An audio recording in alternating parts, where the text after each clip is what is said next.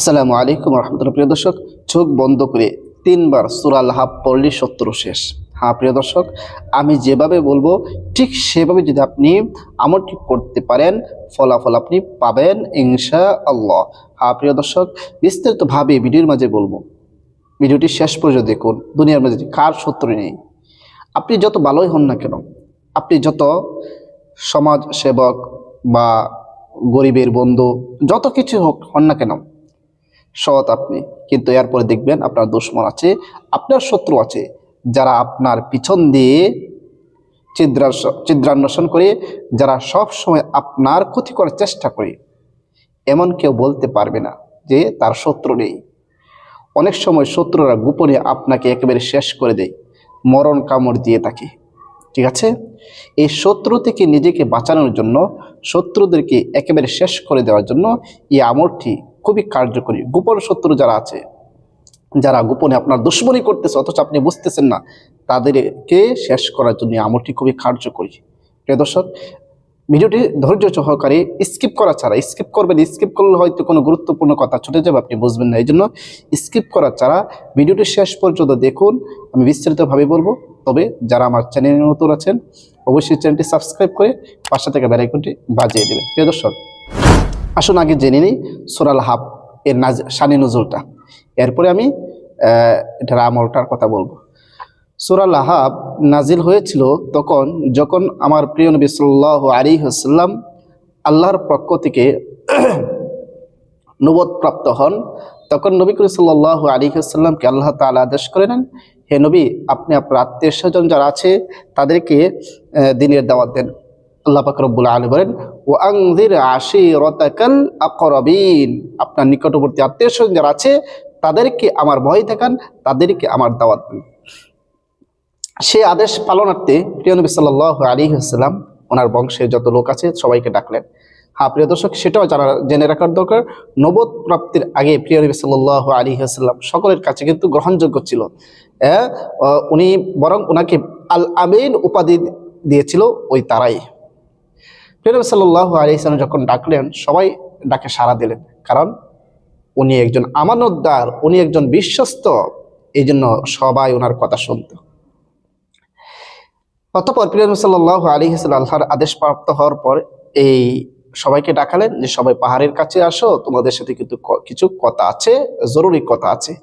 অতঃপর সেখানে যাওয়ার পর ধরেন মিটিং, পারিবারিক মিটিং বা বংশীয় মিটিং বসার পর প্রিয় নবী সাল্লাল্লাহু আলাইহি ওয়াসাল্লাম সেখানে কথা বলতেছেন, হে আমার কওমের লোক সকল, এক আল্লাহকে মানো, আল্লাহর সাথে কাউকে শরীক করিও না, আল্লাহর ইবাদত করো, আর আল্লাহ তাআলা আমাকে তোমাদের কাছে ওনার রসুল হিসেবে, নবী হিসেবে প্রেরণ করেছেন, তোমরা আমাকেও মানো।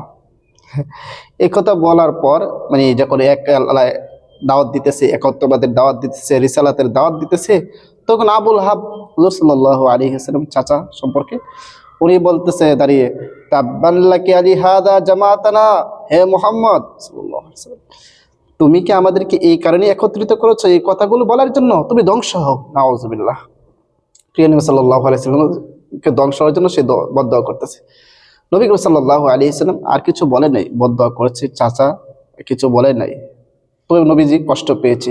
আল্লাহ তাআলা নবীর পক্ষ হয়ে সেটার প্রত্যুত্তর দিয়ে দিলেন, কারণ আল্লাহ তাআলা ওনার প্রিয় হাবিব একে কেউ গালি দিবে, কেউ কষ্ট দিবে, সেটা কখনো সহ্য করতে পারে না। আল্লাহ তাআলা জিবরাইল আলাইহিস সালাতু ওয়াস সালামকে বলেন, ও জিবরাইল, তুমি কোথায় যাও? আমার প্রিয় হাবিবের কাছে সূরা লাহাব নিয়ে যাও, আর গিয়ে বলো এই সূরাটা দিয়ে আসো। সূরার মধ্যে কি বলতেছে? তাব্বাত ইয়াদা, আউযু বিল্লাহি মিনাশ শাইতানির রাজীম, তাব্বাত ইয়াদা আবি লাহাবি ওয়া তাব। শুধু এটুকুই বলতেছি, তাব্বাত ইয়াদা আবি লাহাবি ওয়া তাব, আবু লাহাবের হাত ধ্বংস। কার কথা বলতেছে? হে নবী, আপনাকে বলছেন আপনি ধ্বংস, না না, আপনি ধ্বংস হবেন না, আবু লাহাবও ধ্বংস হবে। আবু লাহাবের ধন সম্পদ, স্ত্রী সব ধ্বংস হয়ে যাবে। অতঃপর শেষে সেটাও হয়েছে। যাই হোক প্রিয় দর্শক, আর সেদিকে যেমন এটা ছিল প্রিয় নবী সাল্লাল্লাহু আলাইহি ওয়াসাল্লামের শত্রুকে, প্রিয় নবী সাল্লাল্লাহু আলাইহি ওয়াসাল্লামের জানের দুশমনকে ধ্বংস করার জন্য আল্লাহ তাআলা এই সূরাকে নাজিল করেছে। ধ্বংসের সংবাদটা দেওয়ার জন্য। এখন যদি কোনো একজন ব্যক্তি যদি এই আমলটি করতে পারে, অর্থাৎ আপনি আমলটি যখন ইচ্ছা তখনই করতে পারবেন, উযু করে নেবেন, পবিত্র হইবেন, উযু করে পবিত্র হয়ে সর্বপ্রথম 3 বার ইস্তিগফার পাঠ করে নেবেন। যে কোনো ইস্তিগফার পড়েন, আস্তাগফিরুল্লাহ রাব্বি মিন কুল্লি যামবি ওয়া আতুবু ইলাইহি লা হাওলা ওয়ালা কুওয়াতা ইল্লা বিল্লাহি আলিয়্যিল আযীম। 3 বার ইস্তিগফার পড়ার পরে 3 বার যে কোন দরুদ শরীফ পড়েন আপনি পড়ে নেবেন। আমি দরুদ ইব্রাহিম পড়তেছি, যে দরুদ শরীফ আমরা নামাজের মধ্যে পড়ে থাকি। اللهم صل على محمد وعلى آل محمد كما صليت على إبراهيم وعلى آل إبراهيم إنك حميد مجيد اللهم بارك على محمد وعلى آل محمد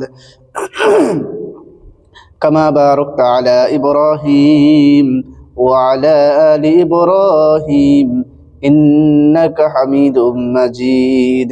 এরকম ভাবে 3 বার ইস্তিগফার এবং 3 বার দরুদ শরীফ পড়া যখন শেষ হয়ে যাবে, এরপরে দুটি চক্ষু বন্ধ করে দিবেন, বন্ধ করে দিয়ে পড়বেন আউযু বিল্লাহি মিনাশ শাইতানির রাজীম বিসমিল্লাহির রহমানির রহিম তাব্বাত ইয়াদা আবি লাহাবি ওয়া তাব ما أغنى عنه ماله وما كسب سيصلى نارا ذات لهب وامرأته حمالة الحطب في جيدها حبل من مسد। হ্যাঁ প্রিয় দর্শক, এরকম ভাবে চক্ষু বন্ধ করে আপনি 3 বার সূরা আল-লাহাব পড়বেন। 3 বার সূরা আল-লাহাব পড়ার পরে আবার শেষে যে কোনো দরুদ শরীফ পড়ে 3 বার পড়ে নেবেন। সাল্লাল্লাহু আলাইহি নবিল করিম সাল্লাল্লাহু আলাইহি ওয়াসাল্লাম, যে কোনো দরুদ শরীফ 3 বার পড়ে নেবেন।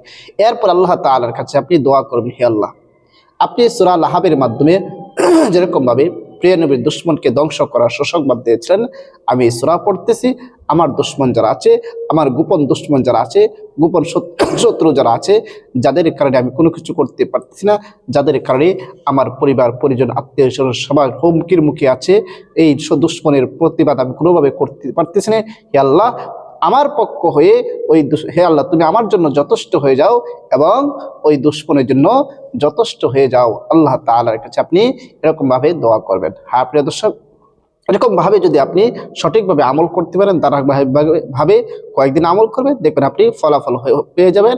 আপনার শত্রু শেষ, হয়তো আপনার শত্রু আপনার বন্ধুরূপে পরিণত হয়ে যেতে পারে। প্রিয় দর্শক, সবাইকে অসংখ্য ধন্যবাদ ভিডিওটি দেখার জন্য। আর ভিডিওটা বেশি করে শেয়ার করে দিবেন, যেন প্রতিটা মানুষ তার গোপন শত্রুদেরকে এই আমলের মাধ্যমে শেষ করে দিতে পারে।